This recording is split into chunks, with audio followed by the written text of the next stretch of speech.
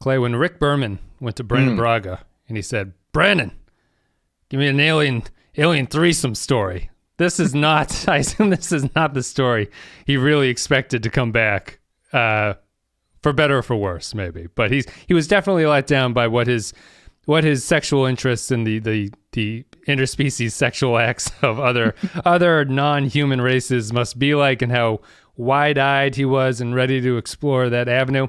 I don't think he saw it ending in suicide, but no. What I want is I want 3 genders, and I want them all having sex with each other, and I want flocks to have pictures. And I want them to show those pictures to Trip. Should the Mr. Berman, should the non-gendered one look male? Fuck no. God no. What are you talking about? This is Star Trek, kid. Yeah, the non-gendered should have the biggest bosoms. We're here to talk about Cogenitor. It's been a while, or at least it feels like it's been a while since we had a Star Trek. And Reed should have sex in the armory. What else should happen in that plot line, Mr. Berman? What do you think Reed should do? I don't know, anal. We're going to talk about Cogenitor. We're going to take a break. We'll come back. The Star Trek podcast is back. It feels like it's been forever, but here we are with one of the a well-known Star Trek Enterprise episodes. So we'll tell you what we think about it after we take a break, play a clip from the episode, and then we'll come back. Which one's the Cogenitor? Right here. Their synaptic density and neural mass are almost identical to the other two.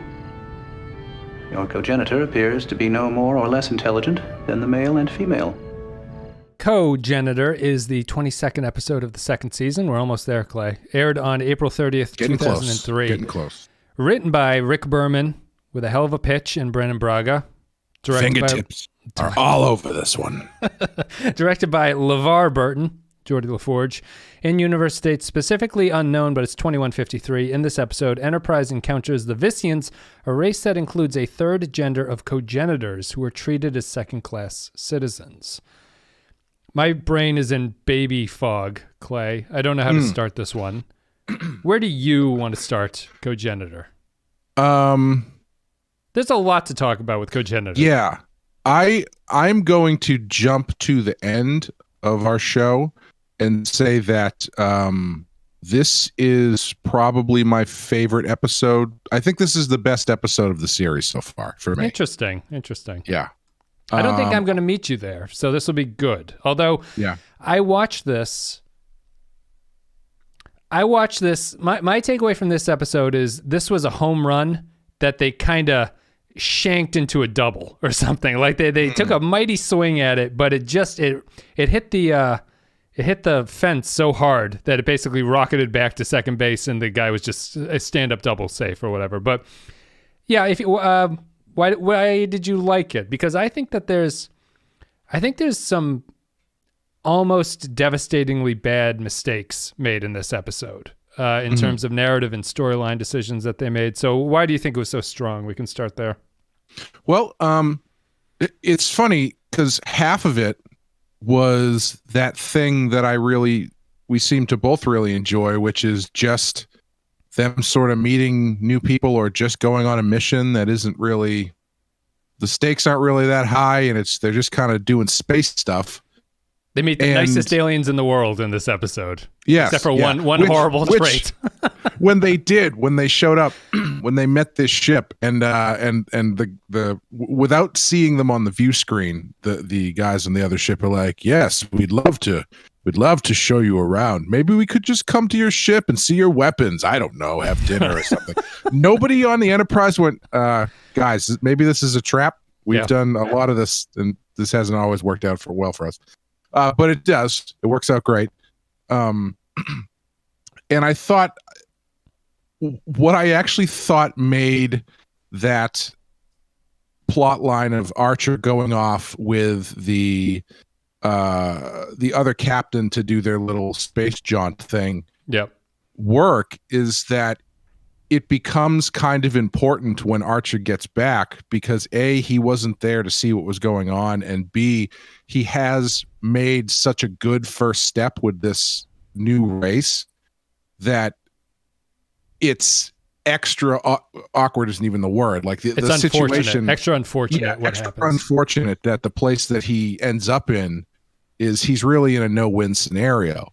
Although, would you say that they end up in a bad place when it's over between each other? I guess we don't see that angry conversation. Where I would say that they do after the Cogenitor kills itself, because that's basically in the same position as they would probably be if the Cogenitor never went back to the ship in its standard Enterprise. yeah. So I don't think they're on the best of terms. I don't think they're. I mean, it's hard to say because we don't see them again. So Yeah. but I liked. I mean, the last thing that you see is and we'll have more. We'll have more to talk about this, I think. But we're just kind of like laying out the skeleton. The last thing that you see is that Archer gets T'Pol says the other captain is calling you, and he sounds angry. And then Archer gets off his bed. You don't see what that conversation is about. Right. But the final thing that you do see is him saying, "Well, goodbye, John. It was really great meeting you. I hope that we meet again because we're so fantastic and we're so friendly and everything like that." And Archer seems happy about it. I think one of the things I'm going to have to sort of complain about this episode is I think that there's the footprint for what Archer's more conundrum is there. I don't think they hit it well enough that he has like... I feel that this episode needs them to basically be promising the Enterprise technology that they refuse to give at the end or something. Like something really kind of remarkable, you know, because I don't know, but we'll get into it. So I interrupted you before we went off on that tangent. I just wanted to be clear that Archer doesn't, you don't see the final word between Archer and Tomahawk, the other character who's named not Tomahawk, but he's famous for his appearances in TNG and being the one-armed man. Right. All you see is T'Pol telling him, essentially giving him the message that they need to talk because the Cogenitor killed itself. Yep. And so I liked what they did with that plot line because I really enjoyed just watching Archer kind of have a good time learning space stuff. I found it oddly satisfying. He's like, "You want to drive this thing?" He's like, "Hell yeah!" And even at the point where they got to the point in that story where it felt like they were going to do that. Here come the contrived action stakes to put stuff. Nope, they just dive into the wave and they're totally fine. So Archer just pulls out of the wave and everything's good and they're just having a good time. And on the flip side, I like the other story. I think I like it more because of the way that it ties together at the end. Because what Trip is doing is questionable at best, I think. Yeah. And so you're kind of following him and building this own kind of moral argument for yourself and whether or not you think he's doing the right thing, even though it's kind of a failure of the acting captain to not kind of squash this out on T'Pol's end. She didn't really do much to. Yeah, she didn't really do too much to stop this, but I think it was a lack of imagination. She didn't think. I think that she underestimated Trip's humanity. Would be my explanation for that. They didn't get into it, but that would be my take. And I actually really liked this species, who they kind of go in a similar kind of route to what they were trying to do with the Denobulans. I think where they were presenting a very positive presenting species that is very helpful and very nice, but they have this sort of like dark edge to it. The Denobulans have it's more of a war thing, so it's a little bit more violent. This one is a lot more murky as far as morals and culture go, and when you should or shouldn't step in. Right. And I thought it was all pretty good until you get that scene, the first scene where Archer chews out Trip, which I thought was fantastic. I really, really liked that scene. Because not even Archer knows what the right thing to do was. Yep. And he doesn't know how he would have reacted in the situation. And I saw a couple things online calling bullshit on that because he's actually done this in the past. Yes. I have questions about whether or not Archer's characterization is believable here, really. But sorry, go ahead.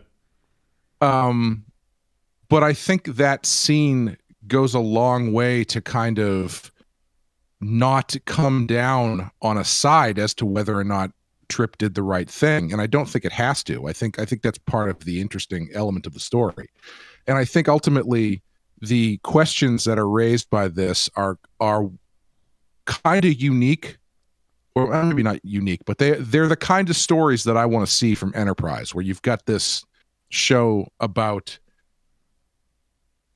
spacemen, astronauts, well, spacemen, Spachemin, or whatever that doctor's name is in 30 Rock. Multiple Spachemins meeting, interacting with all these new people and races for the first time, and like definitely not doing the right thing every time because they don't know what the right thing is to do. The social mores are very confusing with this. It's a lot of pre-prime directive interactions, and where, like, how you're going to define the Federation values going forward, because you're going to run into situations like this.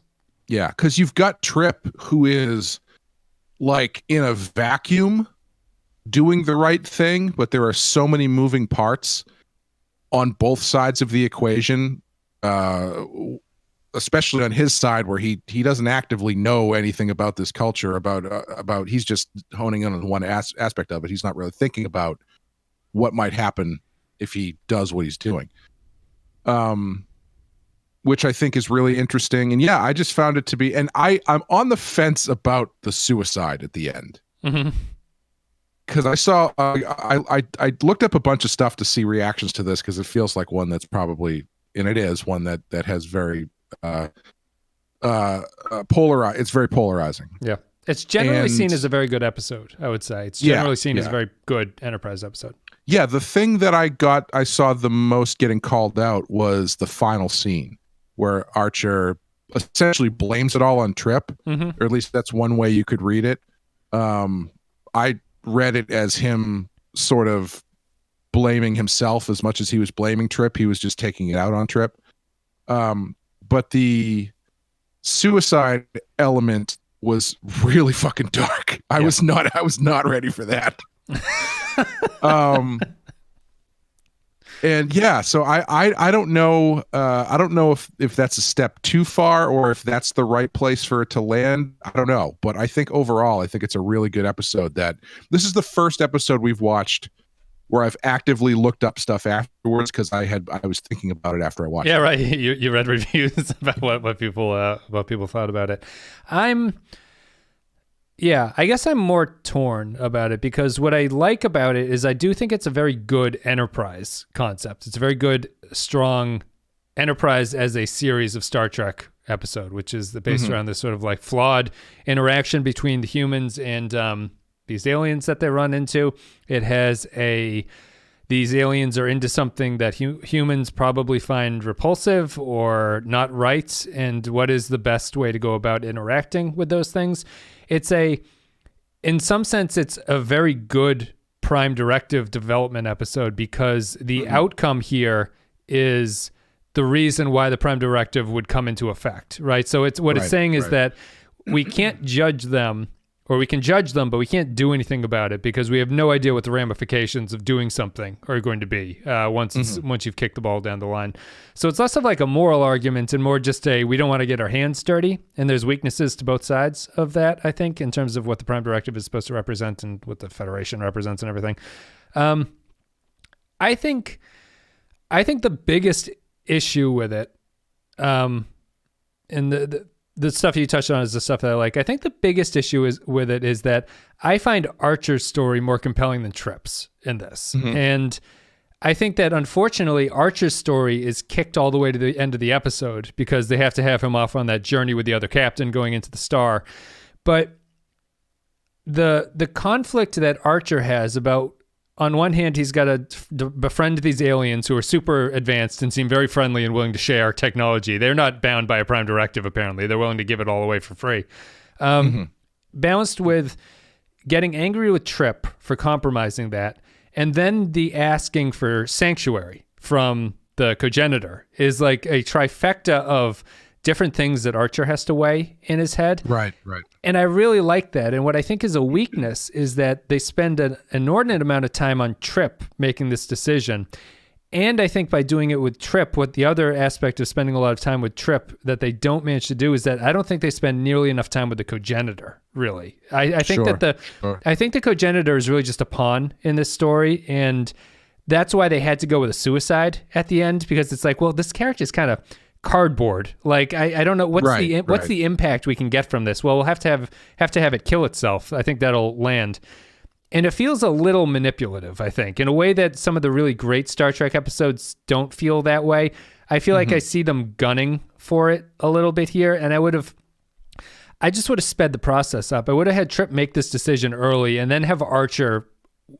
And I know that the downside is you don't get time to spend with Archer befriending the captain and seeing like all the great stuff that could come from this, like Reed getting laid in the armory or whatever is the other positives that come out of it.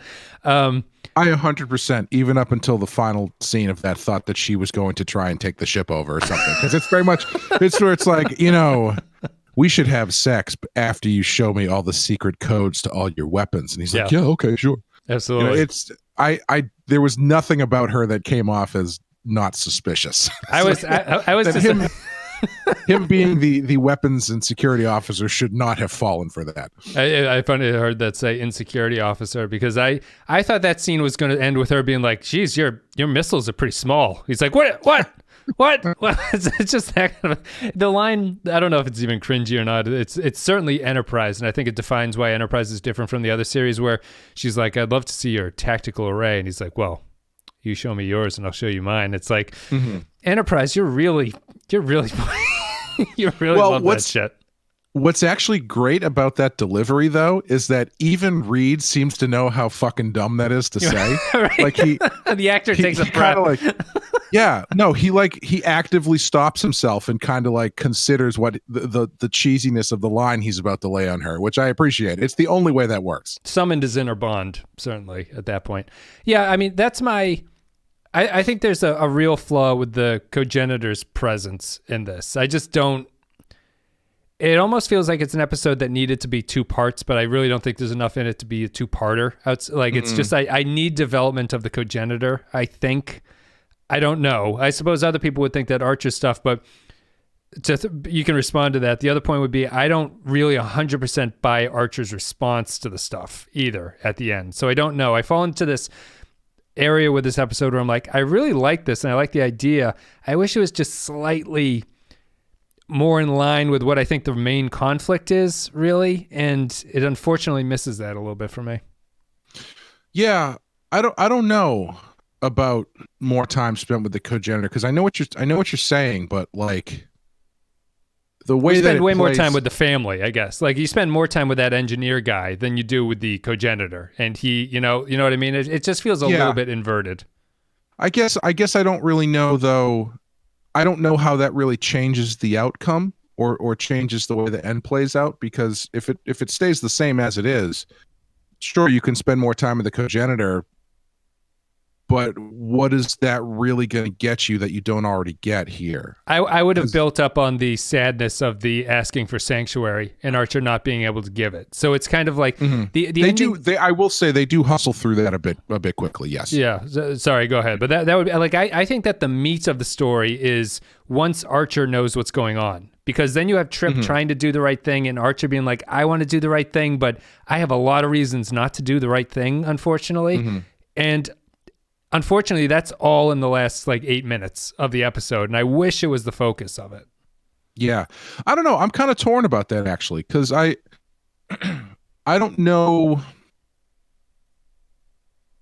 I don't really know how much I would have gotten out of more scenes of Archer debating it or weighing the pros and cons, Because I feel like you can only do so much of that stuff before you kind of have to get to the point. And I think what I actually really like about the way that it plays out is I really like the urgency of it. Yeah. There's not really anything at stake in there's a lot at stake in a larger sense, but there's not really anything at stake in the immediate sense. Like the micro, this is not a huge deal. On the macro, there's not like might have a problem with it. There's not like a timetable on this decision, really. It's kind of, if they needed to, they could probably hang out for a while and hash it out. Maybe that's the biggest flaw for Archer's decision is that he doesn't even really attempt that. Yeah. It doesn't seem like he doesn't say, well, hey, maybe we can talk about this and kind of talk it out with everybody. Well, that's where I thought the technology would come in. Like, I thought there needed to be more of a visceral understanding of what Archer's losing by not befriending these people, you know? And maybe that makes Archer too ugly because he's kind of like, oh, I really would like some photon torpedoes. Like, I guess I'll just throw this cogenitor to the wind. Sorry, go ahead. No, I really don't have much else to add on to that. It's just, I think that I like intellectually understand Archer's predicament here. And I think that the problem with the script is that it strikes me as a very Enterprise script in the same way, in a bad way that is on a good concept of an episode, which is that I kind of feel the same way as I feel about Bakula's delivery of things that he has to do in the last few scenes of this. I feel that the show is kind of uncertain in the way that Archer is uncertain, but I don't think it's good for the show to be uncertain about it. So in other Star Trek series where I really feel this like emotional connection to what goes on, like The Visitor in DS9 or in The Pale Moonlight or Duets in DS9, and then there's TNG ones like Family and Inner Light and stuff like that, I feel like there's a level of emotional connection that goes beneath the script in those episodes. And I don't know if I feel it here. And I'm wondering if that's why I thought that Cogenitor was more necessary, because I wanted something to grab onto. And I'm not sure that anything here really grabbed me outside of this is a cool concept and it's really unfortunate. And I love the conflict that this has generated between the staff members of the Enterprise. Mm-hmm. Well, one of the things that I find interesting about it is sort of baked into that, and baked into the idea that we actually don't spend too much time with the Cogenitor, is the fact that Trip isn't like doing this because he really likes the Cogenitor. Yeah, that's an interesting turn. Yeah, he's just doing it because he thinks it's the, all capitals, the right thing to do. It's different from what's the TNG episode with the Riker and the Outcast. Yes. Yeah. It's different than that, because in that one, Riker has this, close romantic or nearing romantic relationship with this character. They become close. Where this one, Trip is really just doing it to kind of make a point. He's upset by the concept, as opposed to Riker liking the person. The idea offends him more than the person requires him. Because at no point, I can't remember, I think it's Archer who asks him, like, did the Cogenitor ask you to teach you how to read? And he's like, well, no. So he's just doing this stuff. He's just doing it of his own accord. I like that point by Archer. I thought that was an insightful take from Archer too. Sorry. Yeah, and I really like that element about it, that it's because I think it makes it that much more gray as to what the right call was. Because when you do an episode like The Outcast, where you are laying this emotional groundwork, it makes the choice that has to be made. It makes, if they had done that kind of thing in this one, it would make what Trip's doing more like objectively the right thing to do, or like, and you would feel a lot more pathos for the Cogenitor and stuff like that. I feel like they're actively trying to prevent that from happening. Mm-hmm. So you can focus on the fact that Trip is just injecting himself into this culture in a way that different from the way Reed is currently doing elsewhere. But he's injecting himself into this culture that he knows nothing about, based on essentially reading a Twitter post about it. Yeah. And he's trying to, make this giant change, which in and of itself, not bad. I mean, he's, in the grand scheme of things, he's probably doing the right thing, but he's working on so little information that all he's doing is causing a problem. Yeah. I wonder if I guess it's a question of whether or not that's intentional, or whether or not it's a way that Enterprise tells its stories. Like, I feel that maybe you're kind of stuck in a weird position. Like, I could see I don't find the alien engineer and his wife who have the cogenitor to be particularly sympathetic in a lot of ways. Like at one point he makes a point about like he gets the ultimate zingers and is like, well, I guess that's what happens when you assume about other people's culture, isn't it, Mr. Archer? But they don't have a, I almost feel like you need a sob story on their side about how pregnancies or children on their species are an incredibly rare thing, and that they're so happy to have this, because it really does feel like there's just a couple who has the gimp. They're like, well, let me go see if the gimp's in its cage and I'll drag it out here and see what goes on with it. But I wish there was more of a, I don't know. I know there's not time, and I think that's the problem with this episode. There's like a lot going on with it, and I think that it's just lacking that kind of understanding the alien culture outside of them just being nice guys that this is unfortunate to happen to. And I know that I'm asking a lot, but I feel the really great episodes whittle away that other stuff. Like they whittle the sort of storylines that are floundering on the sides and say, this is not really the key to this. Like, we need to focus on this issue. I think this one just misses that a little bit, unfortunately. I keep repeating it. I'm just going to be a broken record, even though I really like it. But as you were saying, if it's an intentional thing to make the cogenitor more of a cardboard concept in Trip's head, that's accomplished here. I just wish the Archer stuff had been earlier there, because I really like that Archer stuff. I think that's a good conflict for him. But did you like Archer in the final bits? You don't find his characterization odd? I liked it. I liked it because I liked it more in a vacuum of the episode, I think, than I did in a larger point of the series, I guess.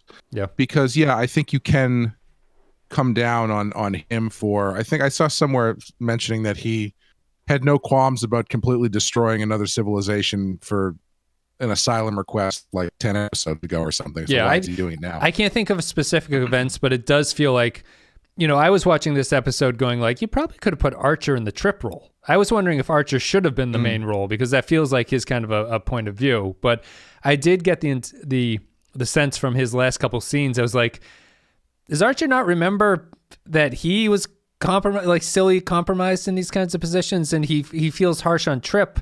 But at the same time, if you're saying that it's because Archer is so desperate to befriend these aliens, I kind of buy that, but I don't know if the episode sells that enough to me, that Archer's like, God damn it, like this is the greatest thing that we... I think excuse me. I think one of the reasons why I don't necessarily need more, I don't need like technology to be at stake or anything like that, is because ultimately what's at stake is the thing that Archer wants. It's the number one thing that Archer wants is to make contact with and befriend these new civilizations. And up to this point, it hasn't really gone super well. Like it has not gone as cleanly as he probably hopes it would have. Yeah. At really any turn. And so when he finally gets there, he finally gets the thing that he wants, and then he comes back and Trip has just completely dive bombed it. Again, that's how he's viewing things. I think denying Archer the thing that he wants more than, because I mean technology, okay, yeah, so they got extra lasers or something. That's not really that big of a deal. But this is the point of the show. This is the point of their mission, and they almost did it successfully once. Right. They still couldn't do it.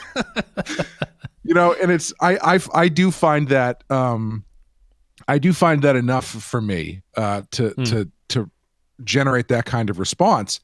And interestingly enough, one of the things that Archer says to Trip is, I think Trip says, I don't know, I can't remember what the exchange is, but Archer comes down by saying like, if this is what, maybe I've just been a really bad example to all of you guys. Yeah.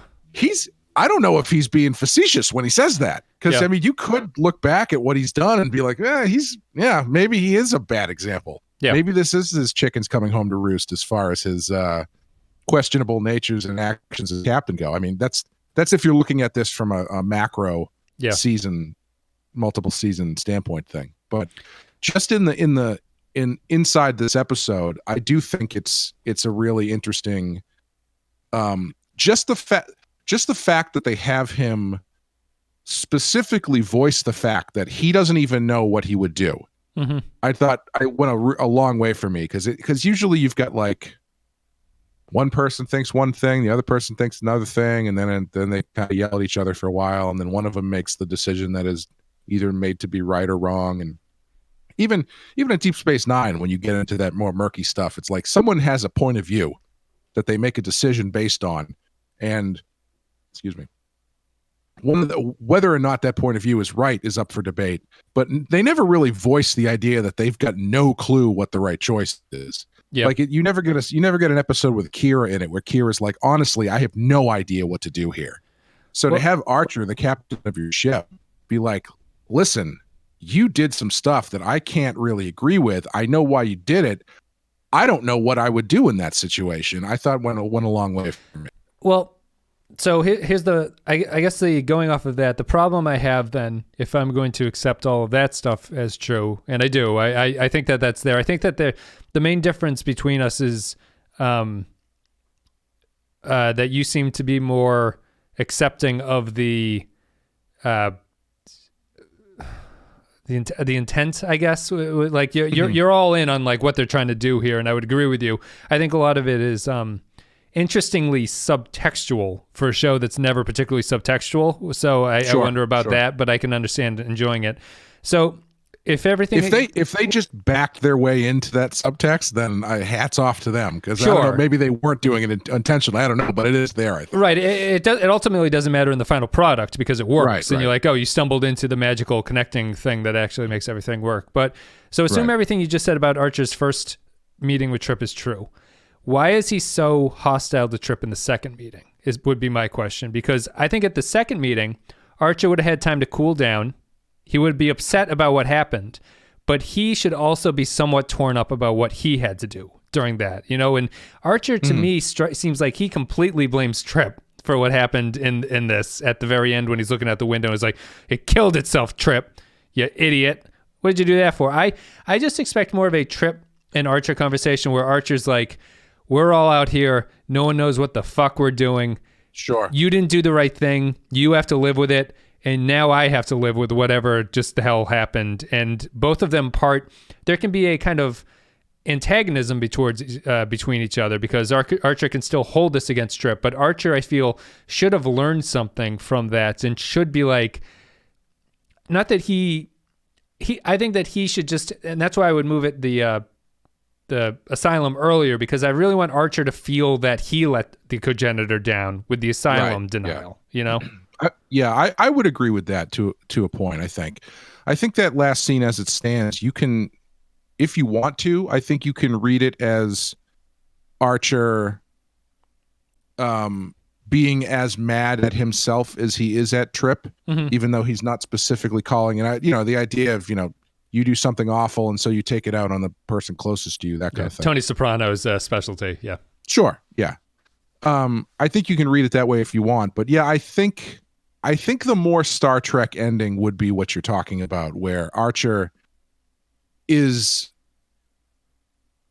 it out for Trip as to what happened and what Trip's role in it was, but also acknowledges that the decisions that he made caused. He's not blameless for what happened. Yeah. It's the ship mentality. It's like, we're all in this together. Your decisions have caused me decisions that I'm not happy about. Yeah. And I can hold that against you, but at the same time, I'm responsible for my cog of this machine, and my cog broke temporarily there. Yeah. That's really it. I wish that was all kicked up a little bit, because Did you enjoy the scenes with the Cogenitor, like where Trip's teaching it to read? And I know we keep calling it it, but they call it in the show, so that's why I'm going to stick with it. But it's like it's actually a weird, like, it's oddly, starts off oddly progressive, but then like switches back into more of like a binary gendered thing where Trip just starts calling it she. Yeah, I was wondering, because so much of this is in the zeitgeist now, where that was not a concern back then, and also the what the hell they also very confusingly it's before everyone was hyper aware of this, but they constantly confuse gender and sex in this. Right. They just interchangeably use the two words. And it matters, I think, especially in the terms of this episode. But it's definitely such a For how one thing I will praise the episode for is for how touchy of a subject that it might have been then. It's now it's like red hot, this kind of issue, and I think that the episode doesn't embarrass itself. Really, I think it does a pretty good job of going through appropriately and like sympathetically to everybody. Yeah, I think it has a couple. If you were to play this now as is, I think it stumbles in a couple areas where Trip is like, how many genders are there usually? And the immediately answer is 2. Mm-hmm. Sometimes not, but mostly 2. And it's like, okay, well, that probably would be revised for a more modern sensibility. But and I assume that the gendering of the cogenitor as it goes on would probably be a little more care would probably be taken there. Yeah. Although it works here with the it because of how dismissive they are towards the cogenitor gender, or the cogenitor sex. It's weird because that is kind of an element that doesn't really get touched on, because I think I didn't get the sense that they were using the pronoun it as though it was the natural choice for a third gender, right? That a species would come up with. Yeah. It felt like they were using it dismissively because they don't consider the cogenitors to be equal. Equal. And so I was a little surprised that it so quickly moved over to she, and they didn't really talk about that. And even so, Trip deciding that the cogenitor is a she is also him putting his thumb on the scale of what he thinks is the right thing to do, even though the cogenitor decides to be named Charles, which is fun. Yeah, he doesn't bring that up again after that decision. He's just honored by it. Yeah, it's It is somewhat reminiscent of Dear Doctor, because that was also based on the apparent intelligence between two species, and Phlox is like, well, this species actually in 7 generations is going to be more intelligent, and it's not right what they're doing to this. So Enterprise is very interested in the relative intelligences of people. It's sort of a Charles Murray-esque arguments about the bell curve or something in IQ scores. I'm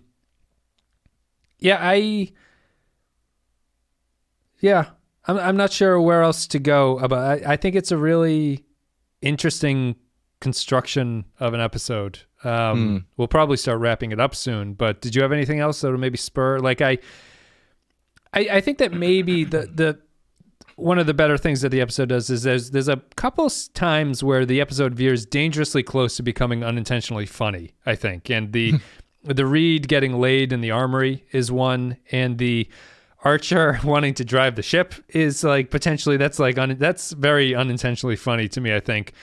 It never quite crosses that, but at the same time it left me wondering, like, this episode's dancing a fine line. Like, Enterprise never manages to fully engross me in something in a way that the other series have episodes that do, because I'm always like, there's a little bit of goofiness going on here, and I understand that's the tone of the show. They like that kind of goofy stuff, but it does sometimes have negative impacts on storylines where they're trying to be profound about things. Yeah, I honestly don't know what the point of the Reed storyline was at all. Yeah, honestly. But what a guy Trip is. Just orders the ice cream, gets them two sitting down, and he's like, Malcolm, take it from here, buddy. I know. He wanted to talk to that guy about his engines. Yeah, much more interested in the engine room than the work he was putting in over there. But yeah, I don't understand what the purpose of that was, other than to just be other than to make Rick happy, I guess. Yeah. Yeah, it's just no Hoshi in this episode, right? Didn't get no Hoshi. Travis either. Well, I mean, he's in the background in one shot. Yeah, you see him in one shot, almost as though he's like, "Hey guys, I'm still here." I don't think you see Hoshi at all, which I don't think so. Yeah. But yeah, the Reed stuff is like it didn't. There was no story there. It's not a story. It's just the same situation like 3 times. Yeah, and in a happy ending, like pun intended. But it's a happy. Yeah, it's a happy ending for Reed. I don't know what you would do. Maybe we don't even know. Maybe they didn't have sleep together. They never come back to it. Yeah, they definitely didn't have dinner, so maybe that says enough about what the true. situation was there at that point. So it should have just ended with Reed making macaroni and cheese by himself in his corners and just looking at the wall. Sadly, that was a strange plot line. That's just the titillation of Enterprise. Really, is all I can say about that. And I do find it damaging to the series as a whole that it does that, because not that Reed is going to start caring about the Cogenitor at that point, but you're like, how is this going to connect back to where Reed has a problem with this, and it never does. And I understand why you like the scenes, and I like them too, because I think that the Andreas Katsopoulos, or whatever that actor's name is, a really great guest star to have on these things.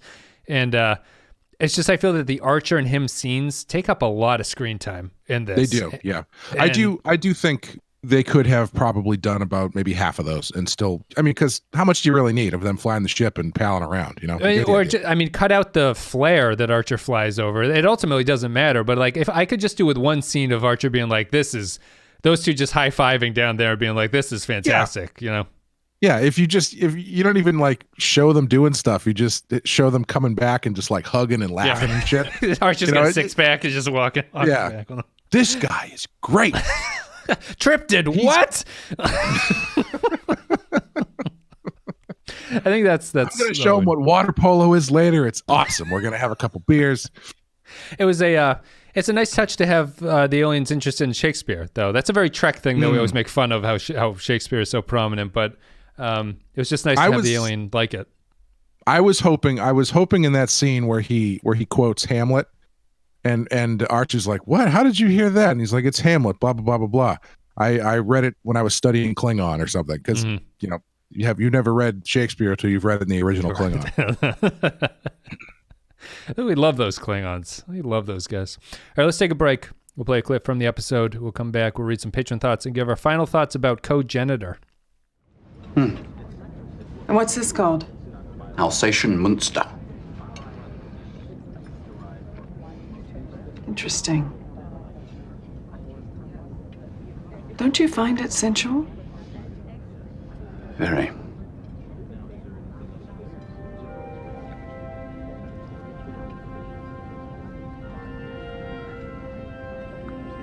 Can we visit the armory later? I'm anxious to see your tactical array. There's an old Earth expression. I'll show you mine if you show me yours. Thank you very much for listening today to our coverage of Cogenitor. Thank you very much for listening to all the shows. And thank you very much if you want to support the show and the podcast at patreon.com/thepenskyfile. It's the best way to support us. A couple dollars a month and you get extra podcasts. We're doing the Clay and Amanda are doing the Friday the 13th series on there. We did a couple sci-fi movies. There's like 80 plus podcasts on that thing now. So if you're interested in getting a lot of content and supporting the show, go to patreon.com/thepenskyfile.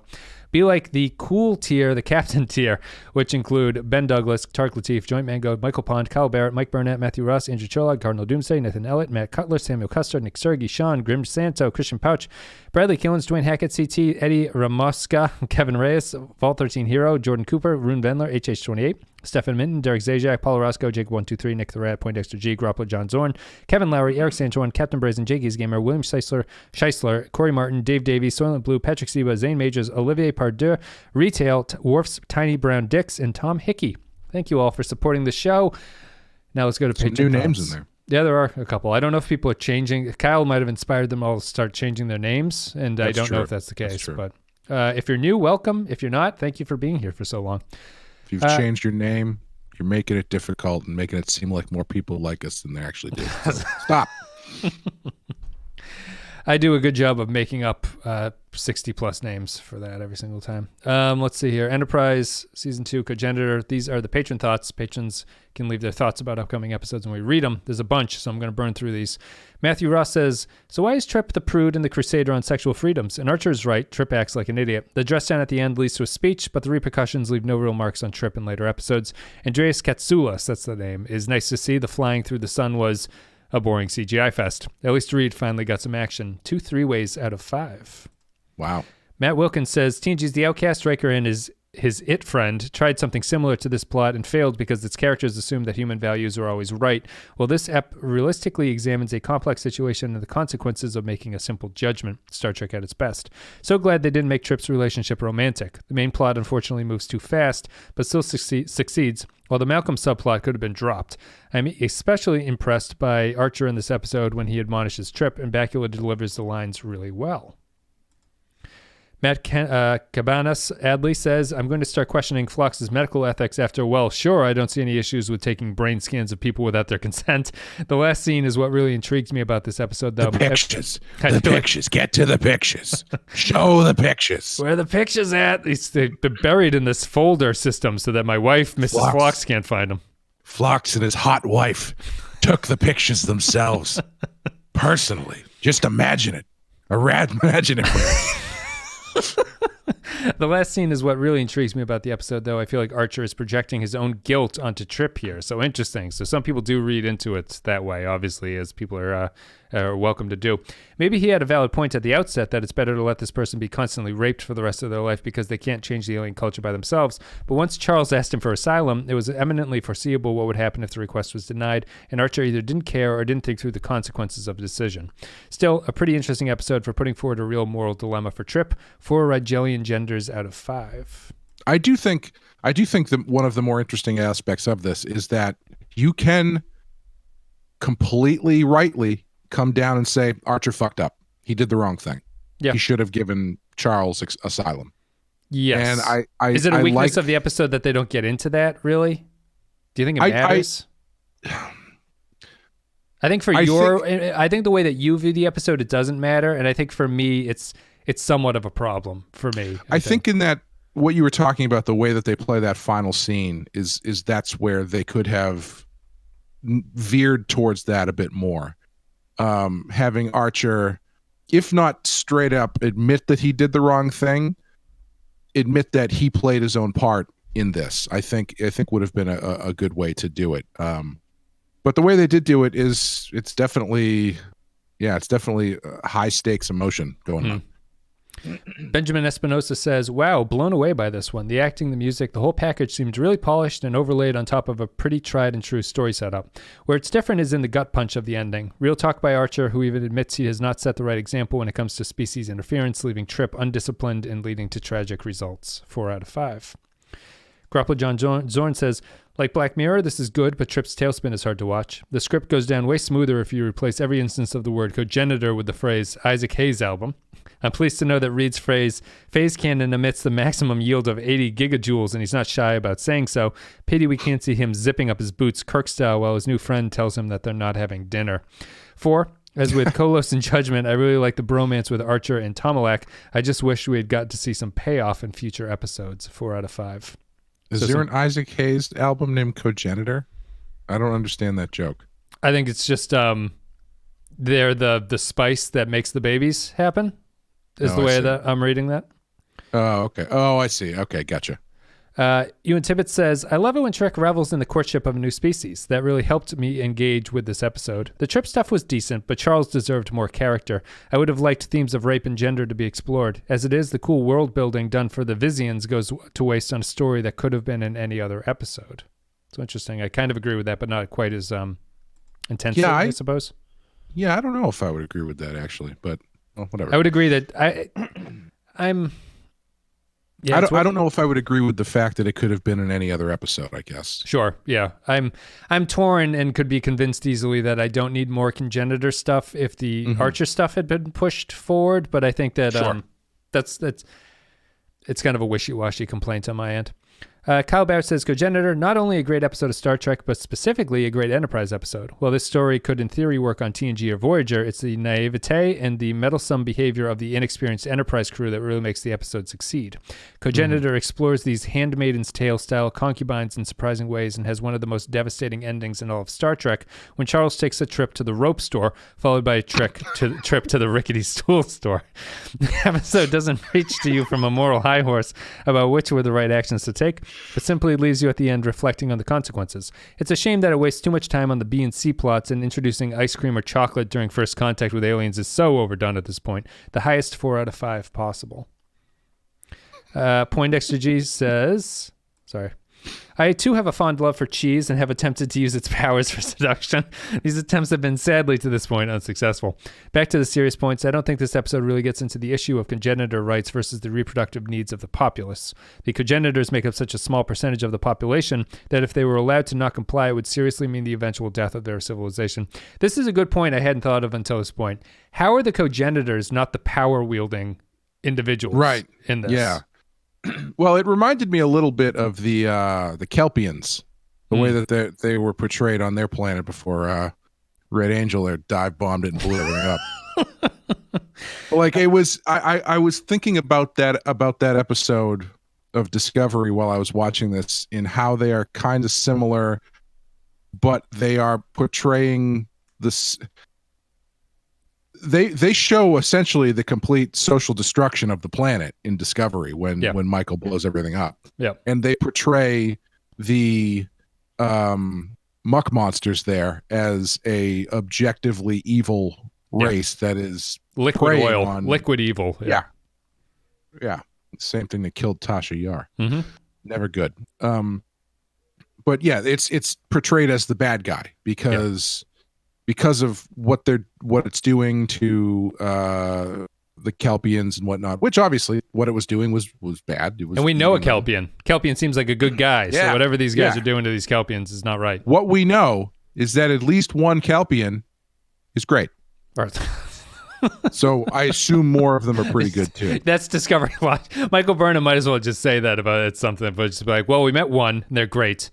Yeah. I'm going to go with it. Yeah. The cogenitors make up such a small percentage of the population that if they were allowed to not comply, it would seriously mean the eventual death of their civilization. What should Trip have done? Are they mistreating cogenitors? Are Trip and Archer partially responsible for Charles's death? What do you do when 3% of your population can control all further reproduction? All of these are questions left to ponder.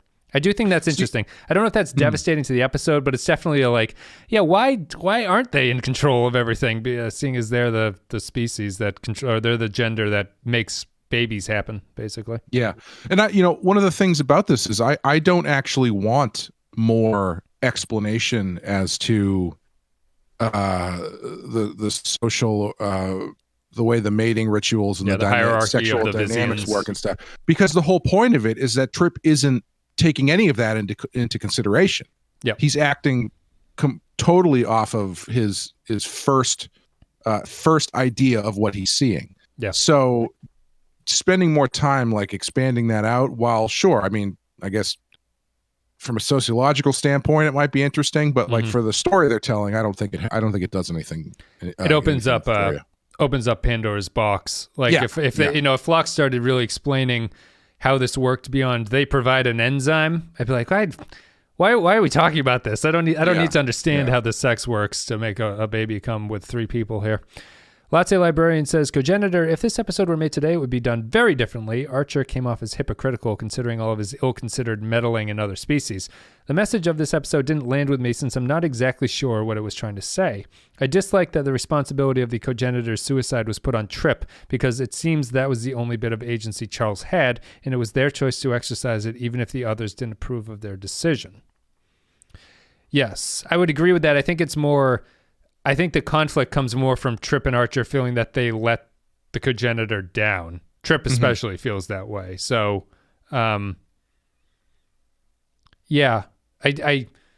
it's a sensible ending for the Cogenitor. I can understand them making that decision, but I think that Trip and Archer feel that they could have done better than what they did. And Archer, I think, is just not as clear in that towards the ending as Trip is.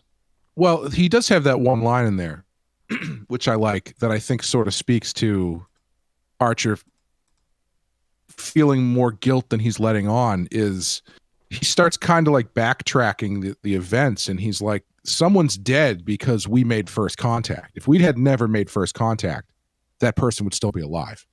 And I think that sort of can be read as him looking at the whole mission. So it's not necessarily just the actions of Trip. It's like, arguably, is what they're doing out here actually benefiting anybody, because they made contact and now someone's dead. Yeah. And I also don't think his hypocrisy is really like, you can call it out, but I don't think it hurts the episode. Mm-hmm. Archer's hypocrisy you're talking about. Yeah, because I think he's making a choice, right? He's choosing to, in this case, be hypocritical. Mm-hmm. And that choice has the consequences that it brings, and someone ended up dead. So yeah. I guess it goes back to the take on Archer about whether or not he's self-aware of his hypocrisy, or if he's just so dumb of a character that he doesn't understand what's going on. I think the show thinks he's intelligent enough, but building on what we said about all the other episodes where he doesn't seem to learn anything, the show doesn't write him that way. That I think is kind of actually a disadvantage of the character, that he's not seen as maybe not making the best decisions all the time, but at least he's like, well, I shouldn't do that again. I shouldn't repeat that there. And maybe that's where the hypocrisy is kind of more troubling than not, because if he's, there's room there for you to be angry at Archer for taking it out on Trip if he is aware of his own hypocrisy there. And I don't think the episode itself gets into that too much. Yeah. But I think I do agree with you. I think that last scene could have been fine-tuned a little bit more to get into Archer's head a little bit. Yeah. But I guess it's probably the right way to go. But I guess it depends on how much you want his internal feelings spelled out in that moment. Yeah. Which, mileage will vary. One very off-topic thing before the final comment. They did because the Enterprise is constantly orbiting a giant star in this episode, they light the sets as if bright light is coming in through the windows. Yeah. Very Generations-esque, where the 10 forward scene where there's the light coming from the star because they had the budget at that point to actually light the scenes appropriately. I wish the shows, I know they're not always near a star. I wish they did more of that, where the light, the ambient space lighting was lighting the scenes. It looks neat. It just kind of reminds you that they're out there next to something huge burning ball of gas. Yeah, Discovery does it quite a bit. Discovery does. Discovery's a great looking show just in general, so it doesn't surprise me. I was going to say, we didn't talk about, it's not the first time he's directed one, but LeVar Burton, again, great episode. I thought it was very well directed, I thought. Yeah, I forget what he's done. A couple of Enterprises before this one. He might have done Dear Doctor, I think. Maybe. I'll have to look it up at some point. But yeah, he's a competent director. All the TNG directors seem pretty competent in what they're doing, except for Patrick Stewart. So Nick the Rat says, final comment, Cogenitor, where were Archer and Drennick sleeping, shitting, and showering in that tiny ship for 3 days? How long did Trip kidnap and teach the Cogenitor for without being noticed? How does half the cast justify their paychecks with such little screen time? What exactly was Trip's punishment for destroying a civilization's culture? I give this episode 1 gender out of 3. I have to do the math to get that one. Yeah, it might be. It's higher than the 2. I think he's beaten Matt Ross. I was thinking about that though at a certain point where when Trip sneaks off to go hang out with the Cogenitor, he's like, yeah, I'm just gonna go grab a bite to eat real quick, and then they're back on Enterprise for like 2 days. Yeah. So I was like, so is this all continuous where he went and he's been hanging out there for like 24 hours teaching her choose your pronoun, Charles, teaching Charles how to read. And nobody seems to notice that he's gone. That he must be eating the world's. He's eating like a 6-foot party sub, I guess they can assume, because he hasn't come back in 3 hours. Yeah. With his Malcolm can bring the mac and cheese as a side dish for that. Yeah, they no. I'm just thinking I can't make a good version of it. I'm just thinking of the pun, like some serious conversation between Archer and the Cogenitor, and Archer's just like, Charles, you're in charge. And then Trip just like in the background. Unfortunately, it doesn't happen. Cogenitor is done. That was a big Enterprise episode. Yeah, that's a good one. So let's see what we think about it. Kind of a variety of opinions of people. We had a 2. We had a 1 out of 3, which is somewhere around a 2. And then we had a 4 out of 5 was the high end of the spectrum, and a couple of 3s maybe in there. What are you going to give it? I'm going to give it a 5. Interesting. Yeah, this is the one episode I think since Dear Doctor that has made me actually like think about it and consider it more than just the hour that I spent watching it and talking about it. And I think the questions that it brings up are really interesting, especially in this show specifically, given what their mission is and what they're trying to achieve. I thought it was a really interesting story. And yeah, it's like I said at the beginning, this is what I would want the show to be more like. I mean, it doesn't have to be this heavy every time, but this idea that there is they're new at reaching this. out, they're new at this, and they screw it up from time to time, and those screw ups have consequences. Yeah, it's really the because I think they do that. They focus on episodes like that occasionally. It's the serialized spine that the show needs that it doesn't have, where the decisions are compounding on each other. And they sort of do it in like episodes like Judgment, where they bring up evidence. So it's like, Archer, you've done this, this, and this, and these are the good things that you've done. But it never feels like it's building within Archer as a character. It never feels like he's developing into a heroic man who's going to found the Federation down the line. And I think that maybe that's a little bit of a letdown for Enterprise. Yeah, and one of the other things just that I found interesting about this one is I feel like a lot of the other episodes have ended up being kind of Archer / the humans projecting their own values onto other species. Yep. And taking their moral high ground as the correct way to go. The humans whose yes, moral the ground? humans, Yeah, okay. the humans moral high ground. And I like that this one, they very clearly were trying to push against that, being like, well, that's not always the case. Or if it is the case, at least it's not always black and white. It's not as black and white as we have portrayed it in the past in the show. Yeah, that's interesting, because I feel that the humans take I feel like the human stance here is correct in the way that they would have flipped that, is that Trip is upset by the relationship and how the Cogenitors seen, but the Cogenitors themselves see what they're doing as a kind of noble calling, that they are special for what they're able to do. And so from a human's point of view, they're basically indentured servants who are used as concubines, but from the eyes of the Cogenitor, they're the ones that are, even if the other people in the species don't particularly hold them in high regard, the Cogenitors have a kind of like religion built around themselves, where they're the ones who are keeping the ship afloat for this species. Like they're ultimately necessary. But I'm not sure. That would have brought up the whole problems about why don't the Cogenitors hold all the power in this relationship, because they seem pretty important. Right. I'm going to give it a 4, I think. I gave Dear Doctor a 4. 4 is the highest I've seen of Enterprise, I think, to this point. I really love the concept. I think it's a great Enterprise episode. I really love the potential that was there for the Archer and Trip scenes. I still feel the Dear Doctor Phlox and Archer scene was probably better in that short sequence where Archer and Phlox are debating what to do than either of the scenes here, but I really like them just the same. It's just, I feel it's just missing some clarity that would really grab me from this. But I do think it's very good, so I'll give it a 4. It's probably the second best episode of the show to me. I don't know if Dear Doctor... It's either the first or second. It's either Dear Doctor or this one, I think. Or I think it's probably a coin flip between those two. I think I was thinking about that, and I think the only reason this edges it out for me is this one. I'm going to pull the